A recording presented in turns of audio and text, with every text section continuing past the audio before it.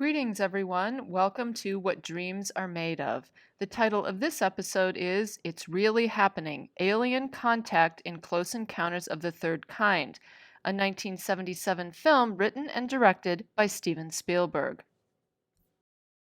By the early 1970s, despite ongoing reports of UFO sightings by members of the public, the mainstream scientific community had largely dismissed the notion that aliens might be visiting the Earth or making contact with humans. As a vivid counterpoint to that position, Close Encounters of the Third Kind leverages the experiences of ordinary people, the credentials of a UFO expert, and the reputations of major film artists to build a compelling case that the prospect of alien contact is a credible phenomenon worthy of serious consideration and study. What are aliens, and why might we as humans desire contact with them? In the context in which we're using the word, aliens are beings from a world other than our home planet of Earth. Humans are curious social beings. We have an insatiable desire to acquire knowledge and build relationships with others. So our fascination with the possibility of discovering alien life may be an aspect of those fundamental drives. However, even if we are compelled to seek contact with extraterrestrial beings, we are also uncertain of the risks or benefits such contact may deliver, as is evident in the science fiction novels, films, and television series that alternately present alien encounters as transcendent or catastrophic, or somewhere in between. Although humans have repeatedly made contact with alien life forms in science fiction, perhaps providing an index to the strength of our desire and anxiety regarding its potential, a long-term debate rages about whether or when such contact has ever really happened and what can or should be accepted as definitive evidence of its occurrence. Contact with aliens can range from distant sightings to close interactions and is usually associated with unidentified flying objects, which are presumed to be their means of travel. American astronomer J. Allen Hynek was probably the first scientist to propose a categorization system for UFOs in his 1972 book, The UFO Experience: A Scientific Inquiry. Hynek was an advisor to the U.S. Air Force's Project Blue Book, which ran under various names from 1947 to 1969 and was tasked with investigating UFO sightings. Hynek had access to hundreds of cases and focused on documenting the experiences of witnesses without prejudgment. He divided the reports they received into two large categories: distant and close encounters. There were three types of distant encounters: nocturnal lights, which were UFOs seen at night; daylight disks, or UFOs seen during the day; and radar evidence.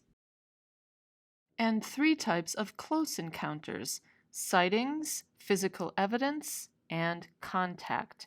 According to Hynek, quote, "The most bizarre and seemingly incredible aspect of the entire UFO phenomenon is close encounters of the third kind, those in which the presence of animated creatures is reported," end quote. The portrayal of this moment in cinema indicates that we are predisposed to believe that aliens will have a humanoid form, although that is unlikely. Notwithstanding Hynek's book and occasional forays into the study of alien sightings by other reputable scientists, why has the subject been largely dismissed by the mainstream scientific community?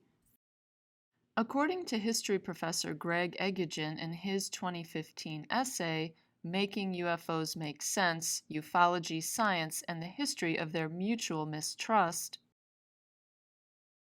reports of unidentified flying objects of various shapes began to emerge in the late 1940s, following aviation advances, especially in rocketry, that may have sparked the public's imagination.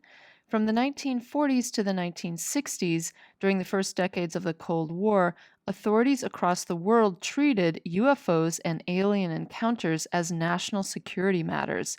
Their aim was to acquire information about all incidents to assess threats and prevent state secrets from being disclosed.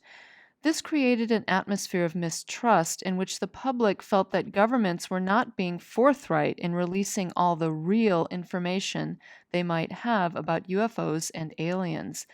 Meanwhile, many scientists concluded that despite ongoing reports of sightings, there was no substantive empirical evidence of alien encounters, and they were therefore reluctant to devote their careers to the subject.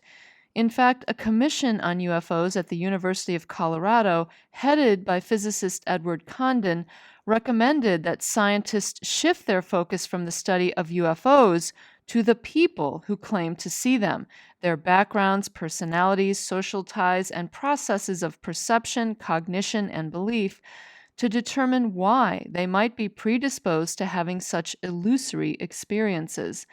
Thus, by the early 1970s, the investigation of UFO sightings had become the purview of social scientists and psychologists, aided by amateur enthusiasts. Experts in the hard sciences were not interested. Why don't you guys just admit that the Air Force is conducting secret tests in the foothills area? It would be easy to say yes to that. But I'm not going to mislead you. This is not the case. To tell you the truth, I don't know what you saw. You can't fool us by agreeing with us. No. There were a few holdouts in the hard sciences, like J. Allen Hynek, the tenured astronomy professor who wrote The UFO Experience, a Scientific Inquiry. Hynek was disturbed when the Air Force's two-decade study of UFOs, which he had helped guide, was concluded in the late 1960s, with its data dismissed as inconclusive and unreliable. He countered by using interviews from the study to write The UFO Experience. According to Hynek in the book's preface, quote, "I cannot presume to describe what UFOs are because I don't know, but I can establish beyond reasonable doubt that they are not all misperceptions or hoaxes. A good book on UFOs should, I think, be honest, without prejudgment. It should attempt to portray the kinds of things that people, real everyday human beings with jobs and families, say they have actually experienced." End quote. Hynek argued that the hundreds of people claiming to see UFOs were credible witnesses, whose accounts could not be easily dismissed.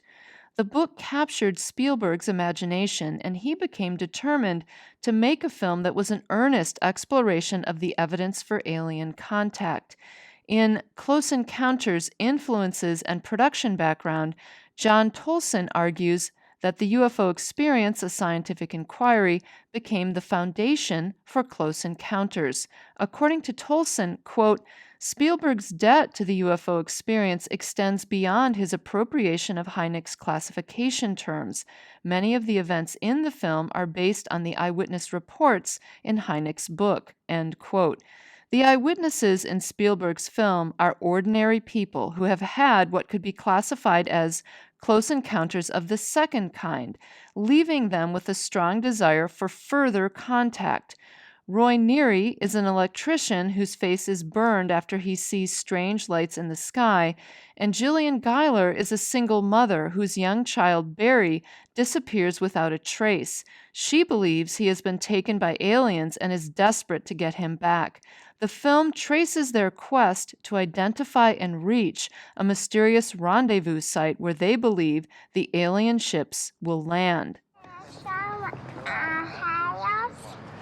I saw you going up in the air. Did you see me running after you? An early trailer for the film repeatedly emphasizes the relevance and significance of its subject and what it may mean for humanity. The trailer provides strong clues to the context in which the film was produced, and attempts by Spielberg and Columbia Pictures to connect it with contemporaneous ideas and discourse about the prospect of alien contact. A dark road with a glowing light in the distance suggests that a mysterious and transcendent discovery may be on the horizon for viewers and perhaps for all of humankind. The trailer then establishes the impressive credentials of those involved in the project. Director Steven Spielberg made the blockbuster film Jaws. Julia and Michael Phillips produced The Sting and Taxi Driver, two major 1970s films. Douglas Trumbull, who worked on 2001 A Space Odyssey, an epic science fiction film released in 1968, is in charge of special effects. John Williams, who composed the music for Jaws and Star Wars, is doing the score for Close Encounters.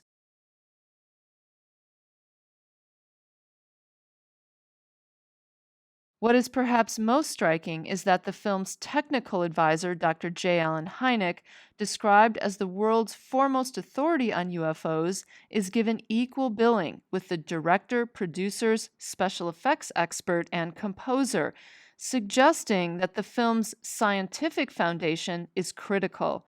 And Richard Dreyfuss, cast as electrician/line worker Roy Neary, was best known for his role as a no-nonsense marine biologist in Jaws, 1975, which perhaps contributes to the reliability of his Close Encounters character as a witness of UFO activity.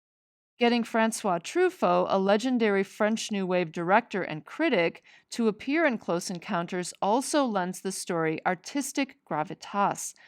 In other words, the trailer takes pains to establish that the group of creatives involved in the film are legendary experts at the top of their game, not crackpots. They are taking reports of UFO sightings seriously enough to craft a high-profile motion picture about what such reports might mean for humanity. As the narrator tells viewers, quote, "A close encounter could happen to anyone. It could happen to you." End quote. Neary is an average working man who finds his life, his very world, changed.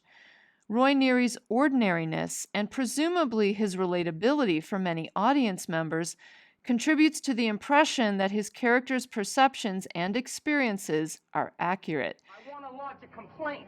Close encounter with something very unusual. What the hell is going on around here? Who the hell are you people? In the trailer, the explanation of each type of alien encounter, first kind, second kind, third kind, is introduced by a bona fide scientist and UFO expert, Dr. J. Allen Hynek. A close encounter of the first kind is visible contact with a UFO. Forget the shape and forget how fast it's going. It's something that you just can't explain. Close encounters of the second kind are those which leave a physical trace. Holes in the ground, Fern rings, broken tree branches, telephone lines down, animals disturbed. the stopping of car engines. Then the close encounters of the third kind are the most interesting of all. Close encounter of the third kind is really when you meet them. The shot of little Barry Geiler opening the door for the aliens, now a famous image from the film, suggests both the tantalizing promise and potential threat that the aliens may represent. The sequence raises questions about their intentions and indeed employs the iconography of a horror film, inviting viewers' fears and anxieties. The trailer repeatedly emphasizes that Roy is an average everyday man and that his experience can be shared and appreciated by people all over the world, leading to what is potentially the most dramatic event in the history of the human race: first contact with aliens. It suggests that we will be on this journey with Roy, Gillian, and the other characters in the film, that we will be privy to the experience of first contact, if not in reality, then through the magic of cinema, when we collectively acknowledge that we are not alone.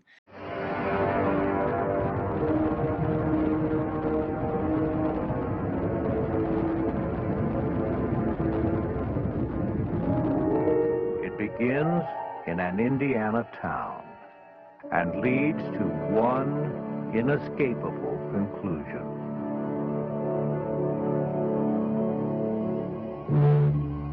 The trailer's final message implies that what humans fear most is being an isolated and unique species in a vast, empty universe, and that it is our desire for a cosmic sense of community that compels us to seek evidence of alien life. Thus, the cinematic power and appeal of Close Encounters lies not in its impact as speculative science fiction or even escapist fantasy, but in its stalwart defense of the experiences of ordinary people. It offers an earnest proclamation that evidence of alien life is at hand, potentially accessible to all of us, and it is being collected, analyzed, and dramatized by reputable scientists and artists who recognize its transformative significance. That's all for now, folks. Thank you very much for your time and attention, and I hope you'll join us for future episodes of What Dreams Are Made Of.